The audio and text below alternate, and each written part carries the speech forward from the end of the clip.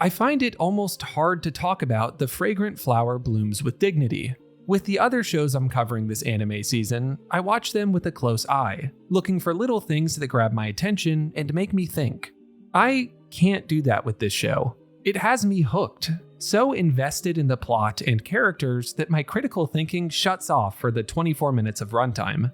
It's like being on a roller coaster and trying to inspect the intricacies of the tracks. Good luck. And yet, with a few viewings under my belt, I feel confident that I can break down this episode and highlight the specific parts of it that I love without too much rambling. Let's talk about it. Welcome to the last episode of this week of Frame by Frame, the series where every week I make a video on each episode of these 4 shows, covering one big idea along with some smaller segments, including a brand new segment today. I hope you'll subscribe to follow along for the rest of the season. I'd love to have you aboard. Let's start with a brief rundown of the plot of episode 2.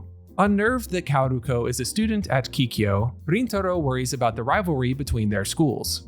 He agrees to go to karaoke with some friends after school. As they leave, they see a crowd gathering. Kaoruko is waiting outside of Chidori. Usami confronts her, but Rintaro steps in. 2 girls from Kikyo sweep Kaoruko away, telling her not to do such things. At karaoke, Rintaro's friends ask if everything is okay, but he brushes it off. After karaoke, he is surprised to find Kaoruko waiting for him at the bakery. They share cake together, but then Rintaro mentions the rivalry between their schools, and how he thought she wouldn't want to see him anymore.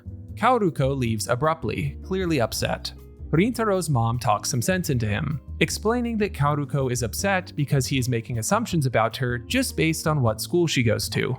The next morning, Rintaro is waiting for Kaoruko outside of Kikyo. He apologizes and the two make up. Back in his classroom, Rintaro opens the curtains to see Kaoruko across the divide between their schools. Next up is The Shot, the scene from the episode that really caught my eye. This show continues to look great, with every shot across the 24 minutes feeling perfect, like puzzle pieces fitting into place. My favorite scene, though, was the one with Rintaro and his friends in class. From this scene all the way until the end of the episode, Rintaro is going to retreat further and further into himself, as worries about Kaoruko eat away at him. This scene communicates this in some really subtle ways. A lot of the shots show Rintaro's friends, but only partially. He's not present, and so they aren't either from his perspective. This aperture framing puts a divide between him and the rest. When he lashes out at them, look at how everyone is turned away from the frame but him. I love this sort of stuff. The other thing I want to talk about is how the show takes the idea of Kikyo being right across the way and makes it into its own character in these scenes. It looms behind our friends in so many of the shots. It's one thing to describe the relationship between the two schools, but to show it in every little shot drives home how connected they are. It's a proxy for Kaoruko right here, but you can imagine how it might grow and change as the show goes on. Great stuff. Let's move on to the main idea for today's episode. While there's a million things I could praise about this show so far, for today's episode I want to talk about the realism of the conflicts in this show, and how the story layers these conflicts on each other to great effect. The first and foremost conflict in this episode is the internal conflict in Rintaro after he sees that Kaoruko is a student at Kikyo. There's a little bit of dramatizing that goes on with all of this, it is television after all, but I do think that at its core it rings really true. His conviction that Kaoruko shouldn't get involved with him due to their school's rivalry is so obviously masking some deeper insecurity, a feeling that anyone who was a teenager can relate to. Seeing him be happy that Kaoruko was waiting for him outside of school is cute, but it's also so clear how much easier this would all be for him if he could just speak up a bit. I really like how it's so obvious to us that his friends would be supportive if he opened up to them, but he just can't see it. Those close to Rintaro see more of who he really is than he realizes. This entirely internalized struggle is a huge part of growing up, and I think that just 2 episodes in, the show has captured the essence of that with a refreshing clarity. The other big conflict this episode is the one between him and Kaoruko. First of all, the scene after karaoke where this begins is just awesome. The way that the tone turns on a dime when Rintaro makes his hurtful remark is breathtaking. The show sucks the air out of the room before you know what's going on. And then Kaoruko is gone, and we're left with Rintaro trying to pick up the pieces. Again, there's a layer of dramatization, but there's a realism in here that lends authenticity to the scene. Offhand comments can be hurtful, even if that's not your intent. And seeing that represented here is pretty original as far as romance conflicts that I've seen go. And then Rintaro's apology just nails it too. I love how he doesn't stop short, and demonstrates his own capacity for growth and thoughtfulness by acknowledging explicitly why he was wrong, and what he's sorry for. Sometimes brevity is poetic, but here spelling things out makes the reconciliation between our two main characters feel complete, and extremely satisfying. The last element of this to talk about is the special sauce to this episode's structure, how it layered these two core conflicts with each other. Specifically, the show uses his internal conflict to mask the impending problem with Kaoruko.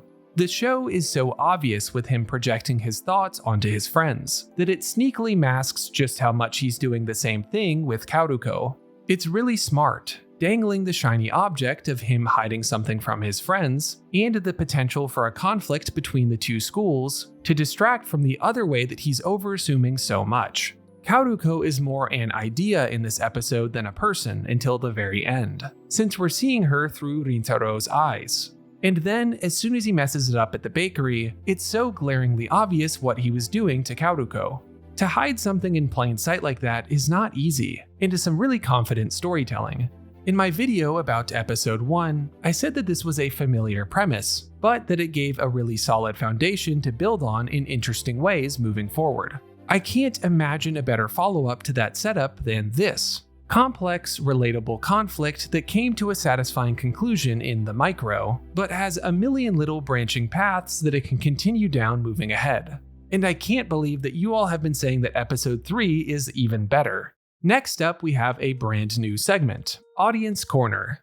In preparation for today, I put a poll up on my channel asking you to rate this episode on a scale from 1 to 4 stars, and to include a comment explaining why if you wanted. First up, I'll give my own score, which you won't be shocked to hear is a 4 stars. But what did you all give it? Well, after 440 votes at the time of me tallying, we ended with a 3.8 out of 4 stars. So no discrepancy between us this time.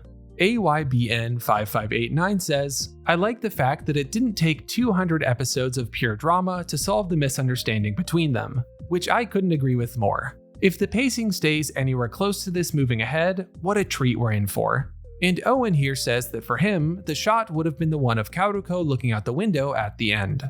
Definitely get where you're coming from. Today though, I was too lured in by those reflection shots. Keep an eye out for the next poll. This segment will be permanent moving forward. I want to hear what you think. Our last segment today is my one big question looking ahead. Today, my question is, how much longer is the relationship going to be a secret from everyone else? I could see it being out in the open almost immediately next episode, or I could see it being dragged out for quite a while longer. This show has already managed to buck some romance trends, so I wouldn't be shocked to see them take a shorter route on this one. But I'm just excited to see where we land. And that's it. That's the last episode of week 3 of Frame by Frame. Stay tuned for next week, starting with Dandadan. If you missed any past episodes, I have playlists for all of these series on my channel. As always, liking and subscribing helps a lot and will keep you in the loop. I'm SlamAnime, and have a great rest of your day.